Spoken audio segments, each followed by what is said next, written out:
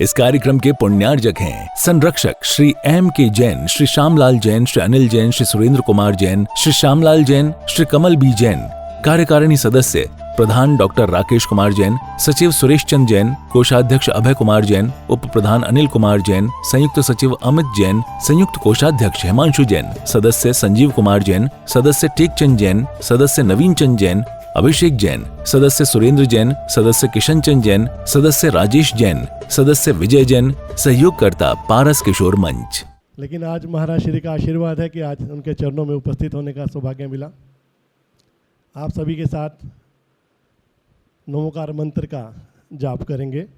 ते ही रहते तुझसे सांझी सवेरे, हाथ ये फैले रहते सामने तेरे, हाथ ये फैले रहते सामने तेरे। तूने खूब दिया भगवान, तेरा बहुत बड़ा एहसान, तेरा बहुत बड़ा एहसान। तूने खूब दिया भगवान, ओ तूने खूब दिया भगवान, तेरा बहुत बड़ा एहसान, तेरा बहुत बड़ा एहसान। तूने खूब दिया भगवान, तूने खूब दिया भगवान। याद है मुझे वो दिन खाली जेब थी मेरी, दर दर भटकता था मैं, दर दर भटकता।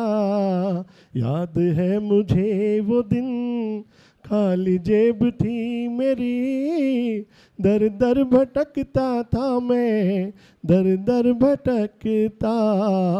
गैरों की क्या कहूँ, अपनों की आँखों में रह रह खटकता था मैं, रह रह खटकता।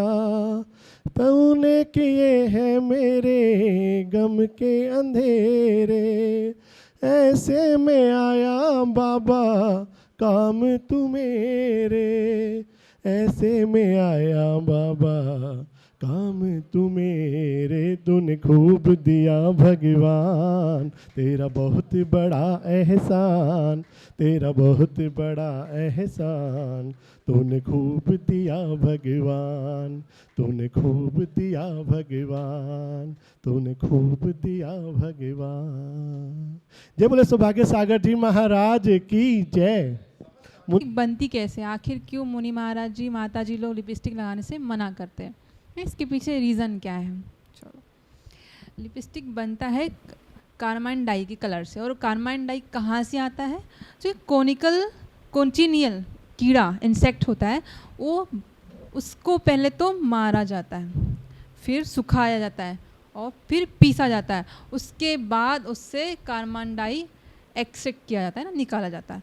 तो 400 ग्राम कार्बान डाई प्राप्त करने के लिए 70,000 कीड़ों को मारा जाता है और वो लिपस्टिक बनती है, और उसे हम फिर लगाते हैं। मंदिर जी आते हैं, साधु महाराज जी को आहार देते हैं, तो कितना दोष लगता है एक लिपस्टिक के पीछे। और क्यों लगाना है लिपस्टिक?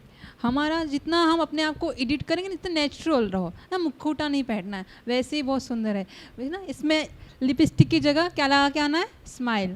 आज से मंदिर जी और महाराज जी को कम से कम लिपस्टिक लगा के तो आहार ना दो, और कम से कम मंदिर जी में तो लिपस्टिक लगा के बिल्कुल नहीं आना चाहिए। दूसरा प्रश्न, आजकल हम बेबी सीटर रख रहे घर पे, है ना, तो इस पे मैंने एक व्यंग पढ़ा है, बहुत सुंदर व्यंग है, तो उसका क्या दुष्परिणाम होगा देखते हैं।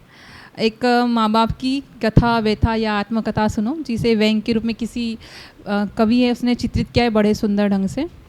तो जिनके सुख की मान मनोती हमने दीप जलाए, जिनके सुख की मान मनोती हमने दीप जलाए, उन्हीं सगों ने आकर मेरे घर के दीप बुझाए। पेट काटकर अपना जिनको पाला ममता से, घर से बाहर किया आखिर निर्ममता से। धरती न अपनी गगन न अपना, सभी गैर हुए हैं, काटे शीसे बिखरे पथ पर पैर घायल हुए हैं। ये कर्मों की विचित्र कहानी नहीं, हमने खुद ही अपने पैरों पर खुलाड़ी मारी है। यह है अपने ही हाथों हमने अपने जीवन के लहराते बगीचे को उखाड़ा है। जब हम बेबी सीटर रखेंगे तो भी तो हमारे लिए फिर ओल्ड एज केयर टेकर रखेंगे ना, जो एक्शन हम देंगे वही तो रिएक्शन मिलेगा।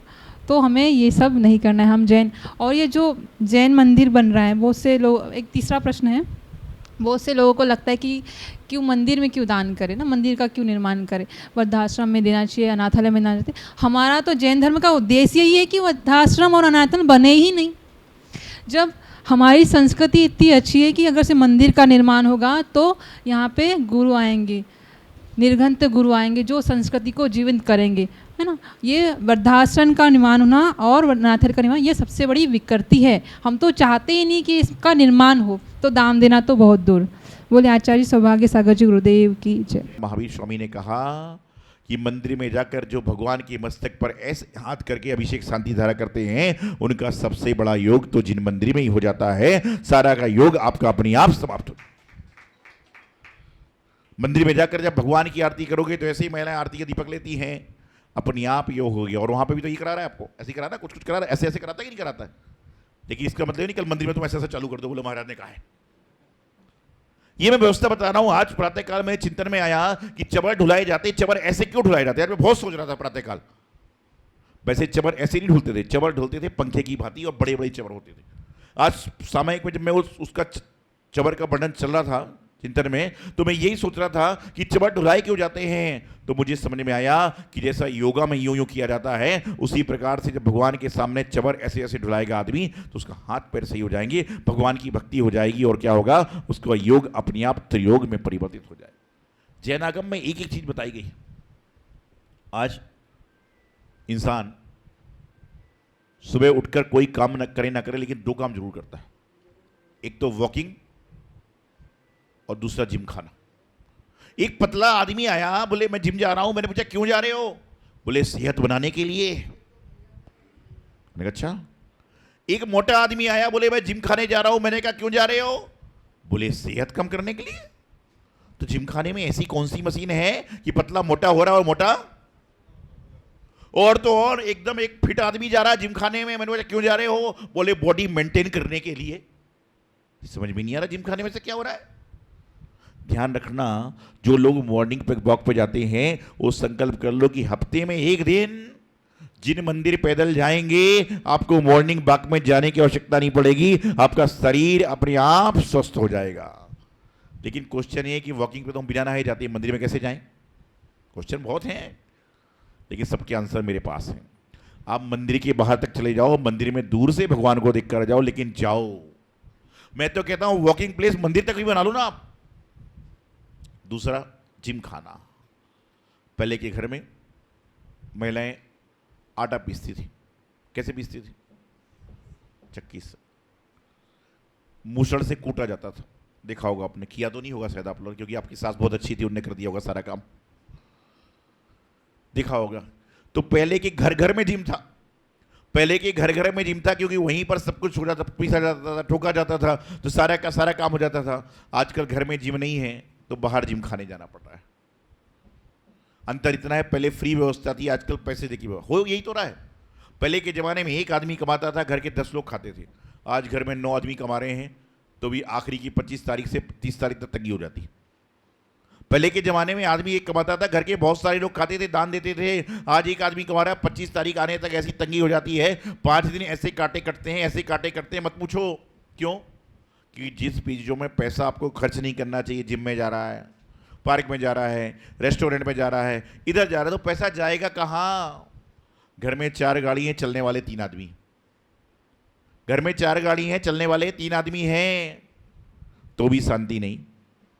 बच्चे के बेस्ट फ्रेंड की बर्थडे पार्टी थी, वो बोला लाल गाड़ी लेके मैं जाऊंगी। मम्मी को किट्टी पार्टी में जाना था, बोले लाल गाड़ी लेके मैं जाऊंगी। पापा बोले आज मेरे बॉस के साथ मीटिंग है, लाल गाड़ी लेके मैं जाऊंगी। तीनों में झगड़ा हो गया और गाड़ी घर पे, तीनों कैब से निकल गए।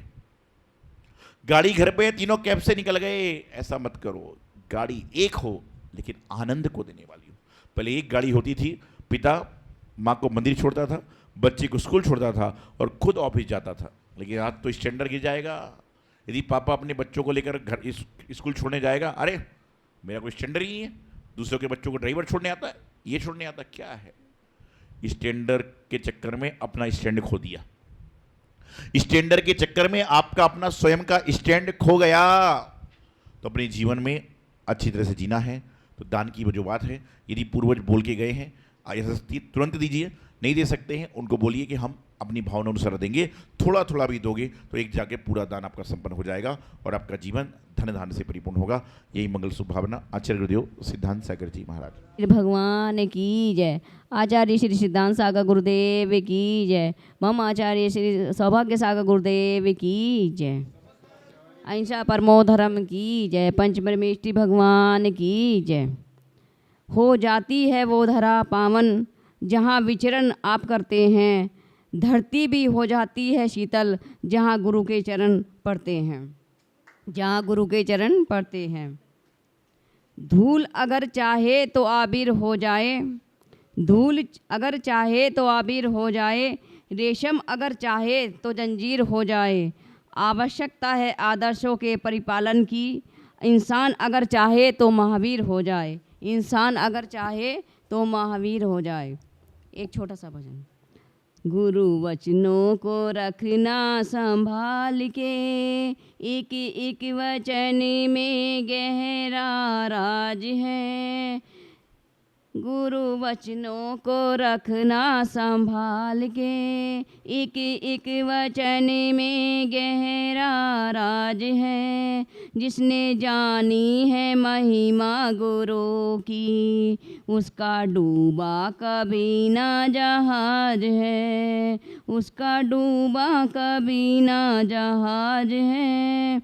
गुरु वचनों को रखना संभाल के, एक एक वचन में गहरा राज है।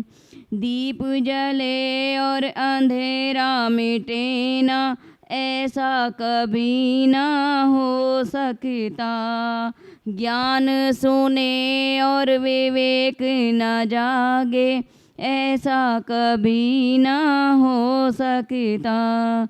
जिसकी रोशनी से रोशन जहाज है, जिसकी रोशनी से रोशन जहान है, वह फरिश्ता बड़ा ही महान है। जिसने जानी है महिमा गुरु की, उसका डूबा कभी ना जहाज है। बीज पड़े और अंकुर ना फूटे, ऐसा कभी नहीं हो सकता। कर्म करे और फल ना भोगे, ऐसा कभी नहीं हो सकता।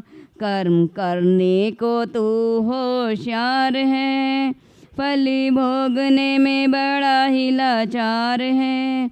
जिसने जानी महिमा गुरु की, उसका डूबा कभी ना जहाज है। गुरु वचनों को रखना संभाल के, एक एक वचन में गहरा राज है। जिसने जानी है महिमा गुरु की, उसका डूबा कभी ना जहाज है।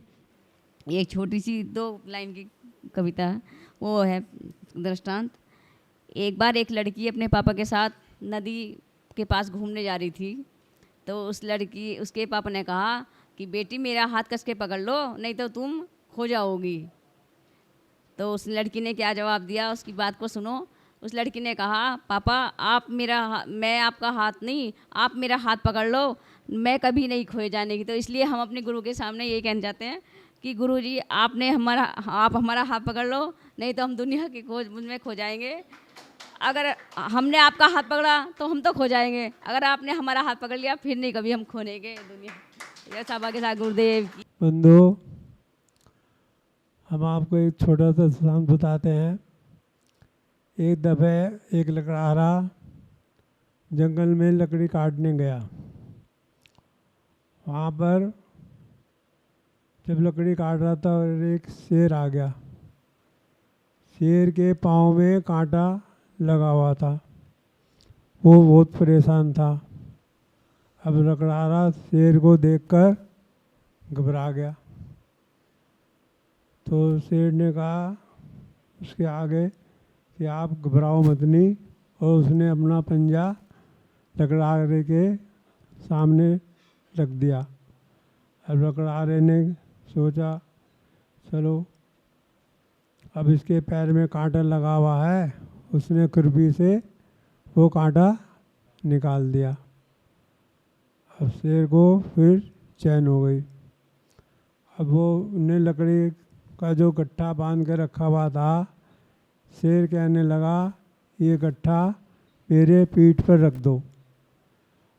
तो लकड़हारे ने वो गट्ठा उसके पीठ पर रख दिया। रोज़ाना तो वो 20 किलो काटता था। उस दिन उनने 40 किलो का गट्ठा उसके पीठ पर रख दिया और वह शेर उसके घर पर उसको छोड़ आया। इसी तरह वो रोज़ाना एक दो दिन, कभी 40, कभी 50, कभी 60, इस तरह 2-3 दिन, 4-5 दिन लगातार उसका गट्ठा वो शेर उसके घर पे छोड़ आता था। उसे देखकर वो लकड़ी को बेचता और माला माल हो गया। अब वो पड़ोसन देखकर उसे कहने लगी आप एक ऐसे माला माल हो गए। तो लकड़हारे ने कहा मेरे साथ एक गिद्ध लग गया। तो शेर ने उसको सुन लिया। तो वो कहने लगा अच्छा, तो उसको बहुत चुभे उस बात को। तो वो जब वो अगले दिन लकड़ी काटने जंगल में गया तो शेर ने लकड़हारे से कहा देख आज तू इस कुल्हाड़ी से मेरे सिर पर प्रहार कर जिससे मेरे प्राण निकल जाएं। अगर नहीं करेगा तो मैं तेरे को खा जाऊंगा। अब लकड़हारा घबरा गया। अब लकड़हारे ने कहा अब क्या करूं। खैर उनने अपनी कुल्हाड़ी से सिर पर बहुत तेज प्रहार किया। जब वो प्रहार किया तो शेर पर उसे घाव हो गया। तो शेर कहने लगा देख जो तूने उस लकड़हारे ने उससे कहा था कि मेरे साथ गिद्ध लग गया है, वो कुछ वचन बोले थे इतने तेज थे कि आज तक मेरे को चुभ रहे हैं, जितना कि ये घाव मेरे को बर्दाश्त नहीं हुआ। इसीलिए कहते हैं कि किसी को कुछ वचन नहीं बोलना चाहिए। बोलो आदिनाथ भगवान की जय। इस कार्यक्रम के पुण्यार्जक थे संरक्षक श्री M.K. जैन, श्री श्यामलाल जैन, श्री अनिल जैन, श्री सुरेंद्र कुमार जैन, श्री श्यामलाल जैन, श्री कमल बी जैन। कार्यकारिणी सदस्य प्रधान डॉक्टर राकेश कुमार जैन, सचिव सुरेश चंद जैन, कोषाध्यक्ष अभय कुमार जैन, उप प्रधान अनिल कुमार जैन, संयुक्त सचिव अमित जैन, संयुक्त कोषाध्यक्ष हिमांशु जैन, सदस्य संजीव कुमार जैन, सदस्य टेकचंद जैन, सदस्य नवीन चंद जैन, अभिषेक जैन, सदस्य सुरेंद्र जैन, सदस्य किशन चंद जैन, सदस्य राजेश जैन, सदस्य विजय जैन, सहयोगकर्ता पारस किशोर मंच।